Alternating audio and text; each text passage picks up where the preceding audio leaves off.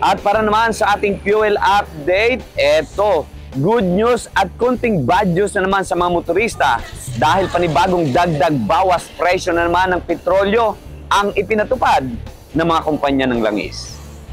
May dagdag na 40 centavos sa bawat litro ng gasolina at 50 centimos naman sa diesel at 75 naman sa kada litro ng kerosene.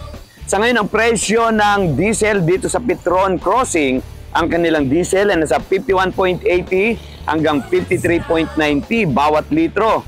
Sa gasolina, ang kanilang gasolina ay nasa 55.55 hanggang 56.55 bawat litro. At dito naman sa Caltex Bitas, ang kanilang diesel ay nasa 58.26, ang kanilang gasolina ay nasa 61.21 hanggang 62.21 bawat litro. At dito nga sa kinatatayon ko ngayon, dito sa Shell Daang Sarili, ang kanilang diesel ay nasa 56.35 hanggang 61.88 bawat litro. Ang kanila namang gasolina ay nasa 66.65 hanggang 72.07 bawat litro. Ayon sa Department of Energy, ang dagdag sa presyo ng gasolina ay bunsod sa patuloy na kaguluhan sa Israel laban sa Hezbollah.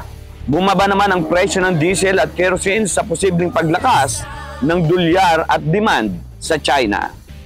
At yan ang ating fuel update kasama si Jerome Tikia at si Bon. Smile sa Petron III para sa Balitang Unang Sigaw.